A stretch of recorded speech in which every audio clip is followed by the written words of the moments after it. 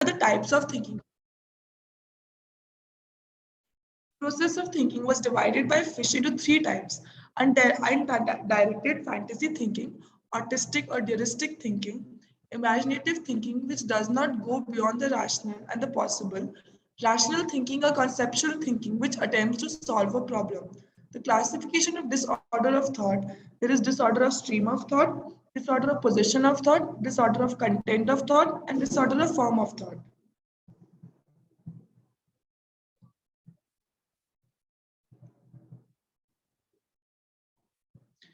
Formal thought disorder. It is a synonym for disorder of conceptual or abstract thinking. It commonly occurs in schizophrenia and organic brain disorder. In schizophrenia, disorder in the form of thinking may coexist with deficits in cognition.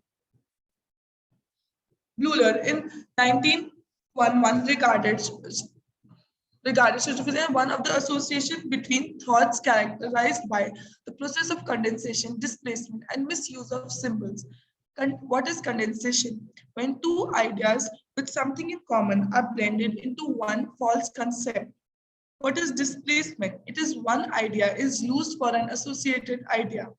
Misuse of symbols, the faulty use of symbols involving using the concrete aspect of symbols instead of symbolic meaning.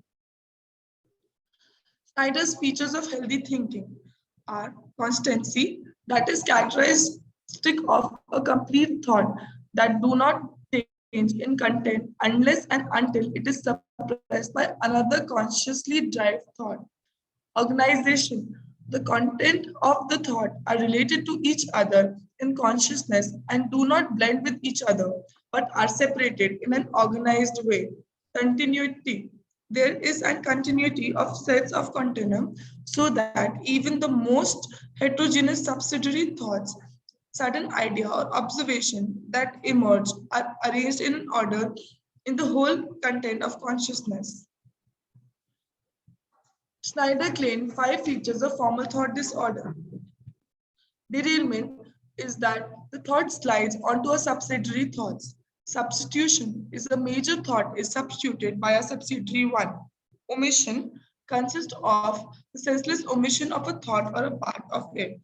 Fusion is the heterogeneous elements of thought are interwoven with each other. Revealing is that there is a disordered intermixture of constituent parts of one complex thought. In, the subtraction, omission, and derailment disrupts the constancy of normal thinking. Schneider claimed that individuals with schizophrenia complained of three different disorders of thinking that corresponds to three features of normal.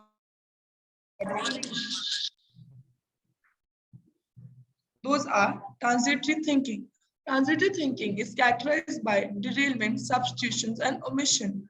In it, the intention itself is affected.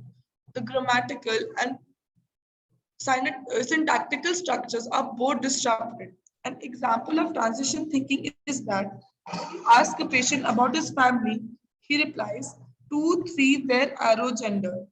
In this, the actual response might be 2 out of the 3 are male. Revealing thinking. In this, the patient has a preliminary outline of a complicated thought with all its necessary particulars, but loses the preliminary organization of the thought so that all the constituent parts get muddled together. An example of revealing thinking is when you ask a patient about New Delhi, he replies, Akbar measured it. Many festivals are celebrated. Capital of India has a big part. The actual response might be capital of India. It has a big fort. Akbar ruled it. Many festivals are celebrated here. Desultory thinking is when a sudden idea forces their way in from time to time, grammatically and syntactically correct. Each idea is simple and suitable thought. An example of this is when asking a patient about his job, he replies, I am based in this city. It is to do with tragic sequences are depressing. Here, the tragic sequences are depressing is a sudden idea. Cameron in 1994 gave the term is synthesis to describe the lack of adequate connection between successful thoughts. Metonyms are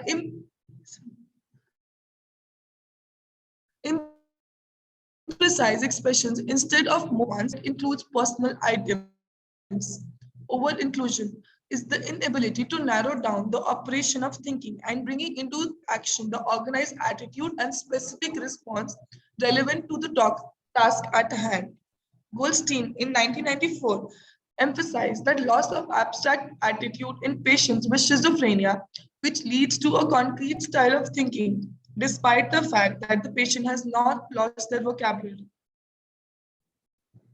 Max Hamilton divided the disturbance in the form of thought into positive and negative formal thought disorder, representing the term paralogia and illogia described by Carl Kleist. In this, the positive formal thought disturbance have a wealth of unusual thoughts, and they include loosening of association, derailments, incoherence, paraphagias, neologisms, and revealing. While the negative formal thought disorder, elogia, are unable to produce any thoughts, they are used to define poverty of thought, which better fits into the division of disordered thought stream. Loosening of association. This term is derived from the phrase association lose the continuity by Eugene Brewer. He based his conceptualization on association threads. The disease interrupts sometimes a single thread or sometimes a whole group, even large segments of them. Associated disturbance form the first of his list of 4 A's. The loss of goal directedness and lack of purpose in thinking has been considered by Breuer alongside associated disturbances as a closely related in direct association. There is a particular interruption of normal logical association process, and Breuer has suggested that these indirect associations are in the form of clang associations. Clang associations are connections between words, ideas based on sounds rather than the logical concepts. These are assonance that are vowels sound in a series of multiple words is repeated. Example, king, pin, kali, rat. Consonants are sounds of constant in a series of multiple words is repeated. Example, fine, tune. Alterations are sounds of first constant is in series of multiple words is repeated. Example, Rajasthan, royals. What is punning? It is the connection between a pair of words is either due to similarity in the sound of different spelled words or similarity in spelling, sound of words with different meaning. Examples are homophonic is the word sounds similar, but the pronunciation and meaning is different, like prophet and prophet, Khan and Khan. Homographic are words and pronunciation are similar, but the meaning is different. Like dye is to kill, and dye is the one which you put on the clothes.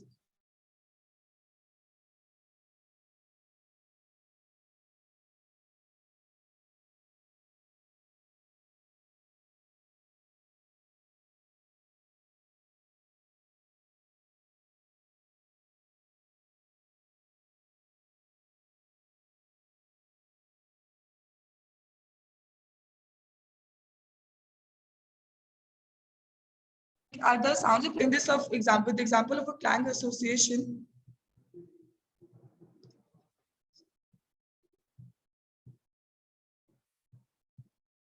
So how did you get to the hospital today? We drove over the bridge and there was ice on the river. And sometimes there's mice on cartoon shows.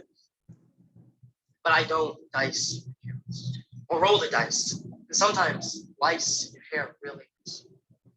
So we threw rice at the wedding. I put spice on the rice.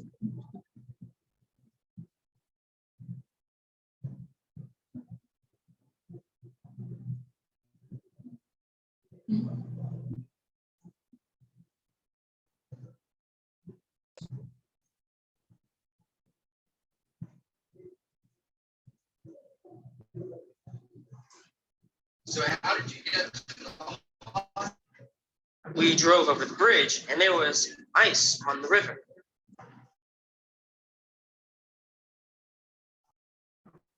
But I don't dice or roll the dice. And sometimes. So we threw rice at the wedding. I put spice on the rice. You seem nice.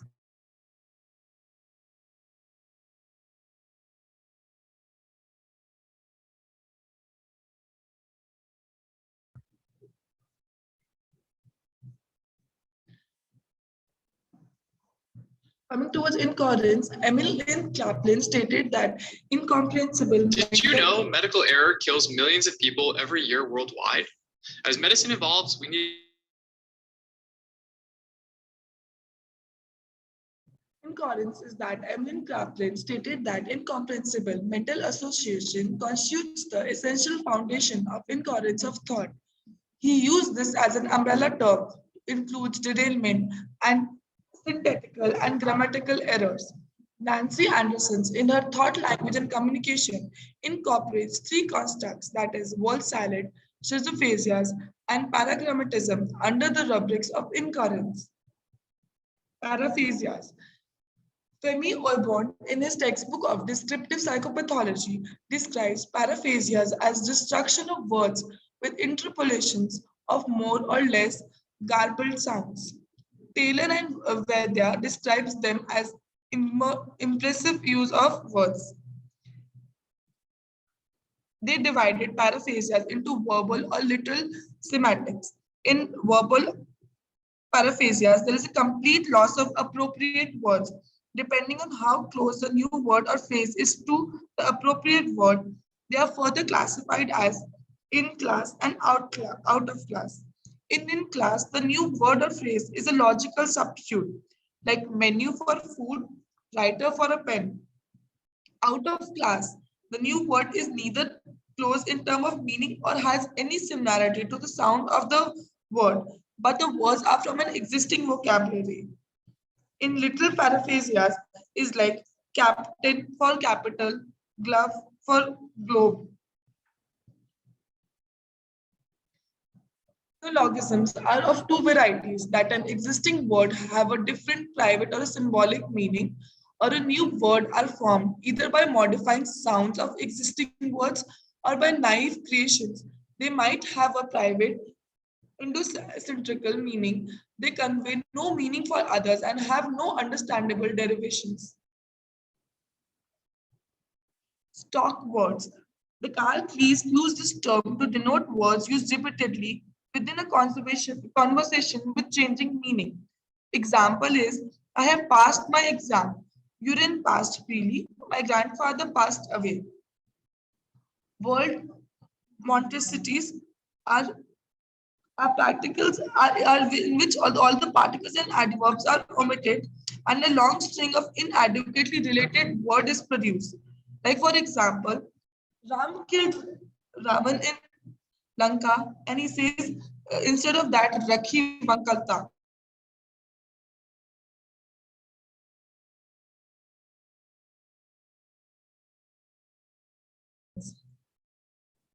What my word are like combined circumstantiality.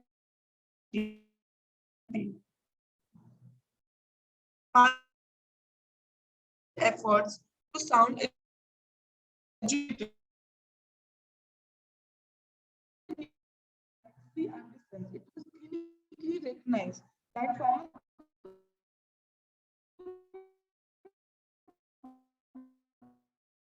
disorder.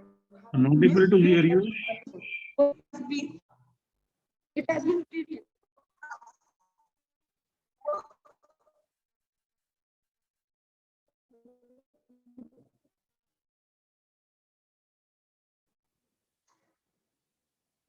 Yes, sir. Your last two not audible. Sir? Last two on sport mentor words and by Nancy Anderson, it was clinically recognized The portmanteau words are formed by fusion of two or more words. Example, parastential, that is fusion of parallel and circumstantial. And malprosum are new words that reflect efforts to sound educated. In the new literature, in thought language and communication by Nancy Anderson, it was clinically recognized that formal thought have been or misunderstood. Firstly, it has been treated as if it were a unitary, but in fact, it is assumed that formal disorder constructs these assumptions as character recommended to use instead of formal thought disorder. In this scale, some disorder considered importance to within which past things were given importance, they seem to be no longer in use anymore. Example, flight of idea have been dropped in it and under the concept of derailment it is included. Thank you.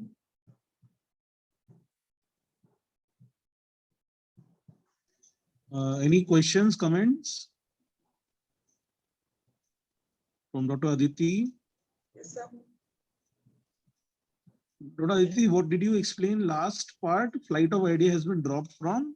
So in the last part, there has been a scale by Nancy Anderson in thought, language, and communication, where she states that formal thought disorder has been a word which has been misused and misunderstood because they first used to believe that it was just in schizophrenia, but currently in the clinical experience, we have seen that it is present in mania, depression, and organic brain disorder as well.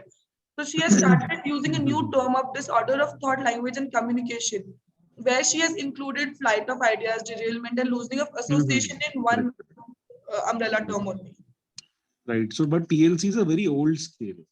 Yes, there are now a lot of new scales which has come. Any ways to assess this formal thought disorder? Any specific way, clinical ways to assess this formal thought disorder, Dr. Aditi? So by doing MSc of the patient. MSc, how you do an MSc with this formal thought disorder? So by talking about a neutral topic, like we give them a topic, like we ask them about Diwali. That is very important. So because the topic should be neutral in the sense that it should not touch the patient's psychopathology. Otherwise, patient might jump, from one part of the psychopathology to other part of the psychopathology, and it might appear that patient is having formal thought disorder. So that is why it is important to start from a neutral topic. So the two ways to assess formal thought disorder, also given in your SIMS Oibode et al., is type token ratio. Okay, so and close score. You can Google it, and it is given. They write a sample of a patient, and then they divide the sample of the patient by the number of new words. So they derive this close a type token ratio also. These are two handsome ways to assess formal thought disorder. We were planning quite a long before that. We can also plan a study on those angles because in Indian context, there are not a lot of studies done on formal thought disorder. Major issue is language issue because many a times diversity of the language, we're not able to actually define what is the patient speaking is a neologism, how derivation of this word has come up. It's a challenge in our culture. That is why formal thought disorder is a challenge. Few important things in formal thought disorder which you need to remember in your exams, as per your exams for the exam going students is positive formal thought, negative formal thought, then types of thinking, then organization, continuity, desultory, and Goldstein's concrete thinking, the metonyms by Cameron. These are very frequently asked questions. So those 3 pages of fish psychopathology, they are must read. And examples you need to derive. I think I congratulate Dr. Aditi. She has tried for her examples of Hindi examples. She tried to put up a video also. So examples you need to derive. You need to know or basically keep in hand your own examples. So when you are asked in exams, they'll actually definitely ask you to actually give an example. So in that sense, it is important. Any other questions, comments, Dr. Srinivasan and Dr. Sanjeevani, on any of your comments? Hello, good presentation, Aditi. Hello, am I audible? Aditi, am I audible?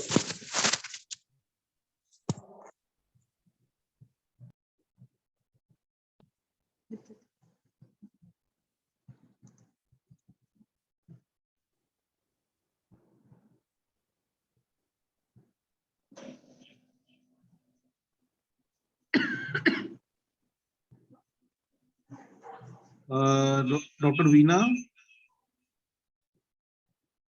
Yes, sir. your comments or questions? So presentation was nice altogether. It would be better if like examples would be given in in a proper way, na? Like it would be like better learning for the other people also. So Yes, because I think we will ask the third years from someone third year before exams to present it again, just because that it is a very important topic and it will be definitely put up in when if a long case of schizophrenia will come up. Dr. Veena is right. Maybe Dr. Aditi, you could have added scales to assess formal thought disorder. Then these to few scores, Sims has given this very handsomely, and so it would have made it more,